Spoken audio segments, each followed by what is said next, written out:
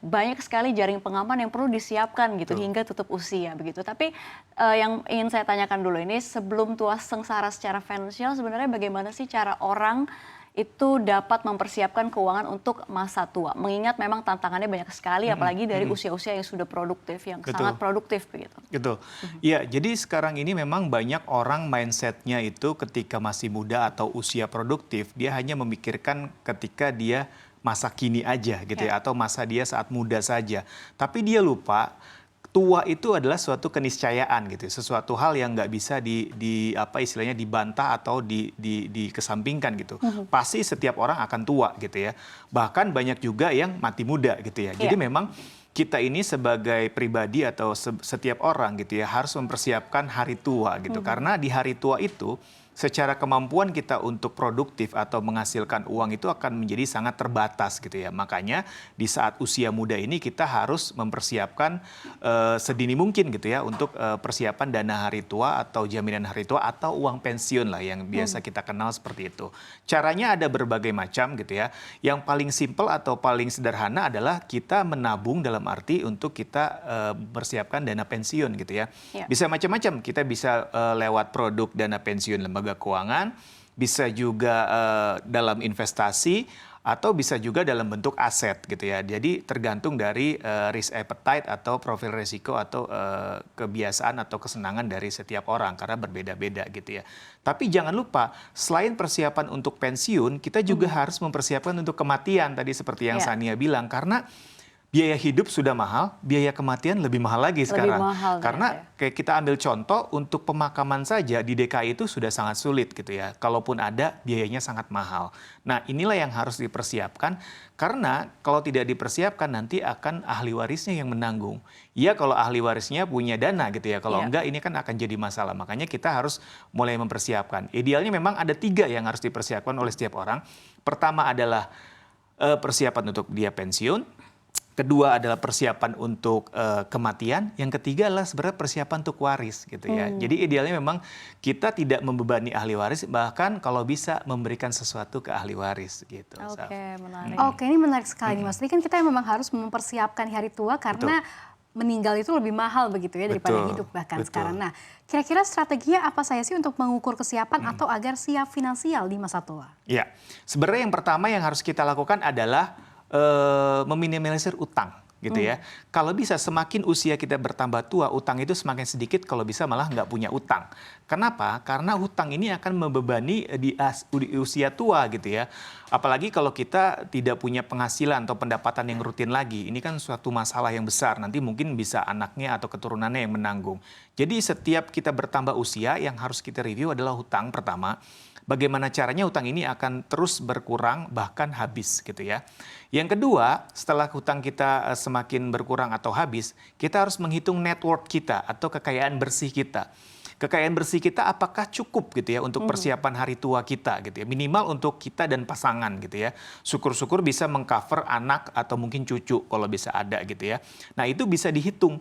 Kira-kira kebutuhan kita di masa pensiun sampai meninggal itu berapa dana yang dibutuhkan. Itu bisa dihitung. Net worth-nya bisa dihitung. Nanti nest egg kita atau kebutuhan kita setelah pensiun berapa. Apakah match antara net worth atau kekayaan bersih yang kita miliki sekarang dengan nest egg atau kebutuhan dana yang harus kita cukupi di saat pensiun gitu ya. Itu kedua soal net worth. Ketiga ya tadi kita harus mempersiapkan biaya kematian tadi. Walaupun kadang-kadang di Indonesia itu banyak dibilang tabu ya membicarakan soal kematian itu. Tapi sebenarnya mindset ini harus dirubah. Kenapa? Karena kematian itu sifatnya pasti.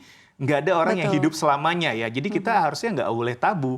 Tapi justru kita persiapkan supaya tidak membebani siapapun termasuk ke keturunan kita. Jadi mungkin kita harus tetapkan kalau bisa nanti kalau misalkan meninggal dunia ingin dimakamkan di mana, biayanya berapa gitu ya, siapa yang akan mengurus, ahli waris apakah nanti mungkin kalau misalkan pakai wasiat apakah nanti ada ditunjuk ke yayasan tertentu atau ke pihak tertentu gitu. Jadi kalau bisa memang sedetail mungkin.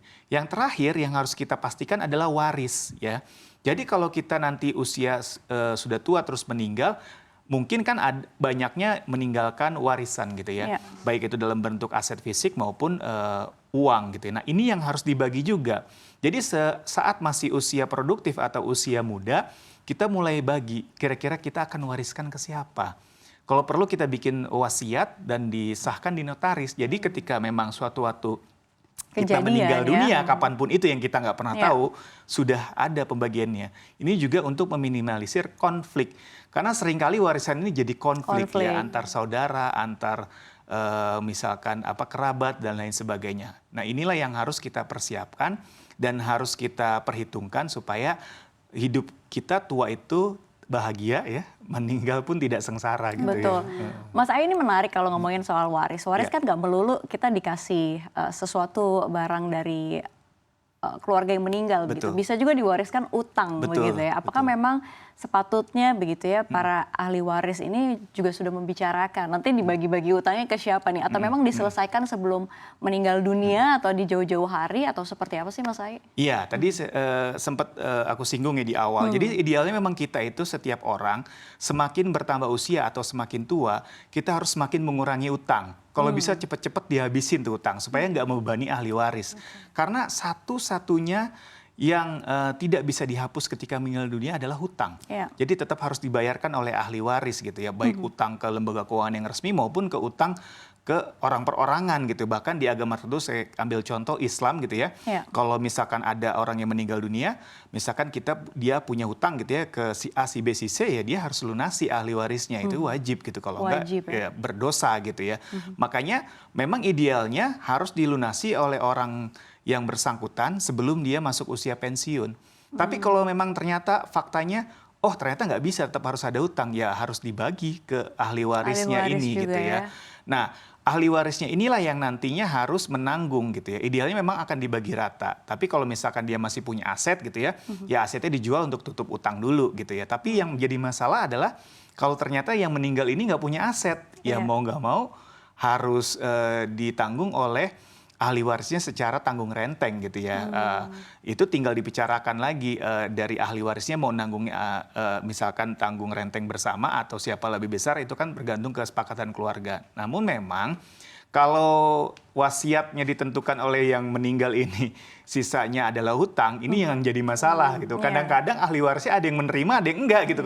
Udah meninggalin warisan kok utang gitu, kok gue lebih gede gitu, kok dia lebih kecil. Nah, tapi kalau sudah bentuknya seperti itu, yang mau nggak mau harus dituruti atau ditaati gitu ya oleh si ahli waris. Tapi memang jangan sampai terjadi seperti itu. Makanya memang idealnya kita harus persiapkan hari tua itu sedini mungkin supaya yang diwariskan itu bukan hutang tapi aset gitu. Baik.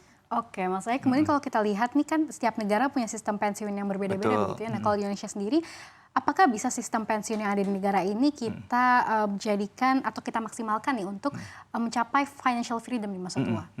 Ya, di era seperti sekarang ini kan memang sudah banyak pilihan instrumen untuk persiapan kita pensiun ya. Untuk dana pensiun pun kita ada berbagai macam ya. Ada yang disebut dana pensiun lembaga keuangan, ada yang disebut dana pensiun pemberi kerja gitu ya. Kita juga bisa masukkan ke aset investasi untuk persiapan pensiun. Jadi memang vehicles atau kendaraannya atau instrumennya ini sangat banyak. Tinggal kita pandai-pandai memilih instrumen yang tepat gitu ya.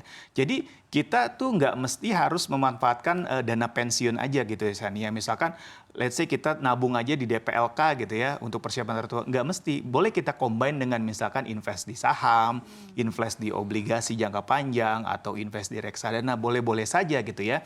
Yang memang returnnya bagus tapi resikonya kecil gitu ya. Supaya pengembalian investasinya juga makin ke depan atau makin lama makin bagus tapi resikonya tetap terjaga gitu. Jadi memang idealnya kita harus mengcombine, karena kalau kita hanya mengandalkan dana pensiun atau instrumen dana pensiun, mungkin untuk di beberapa orang itu kurang cukup. Kenapa? Karena memang iurannya biasanya umumnya kecil gitu. Jadi yang didapat pun tidak terlalu besar, makanya harus dibantu dengan investasi.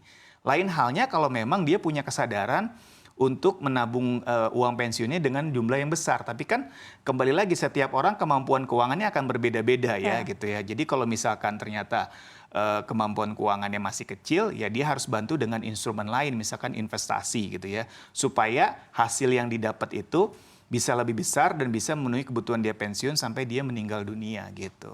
Baik, Mas Ai, kalau misalkan ada kasus begitu ya pada usia produktif yang memang mulai ingin mengelola dana pensiun. Nah, tiba-tiba gagal di tengah-tengah, itu sebenarnya apa sih yang menyebabkan pengelolaan dana pensiun itu gagal?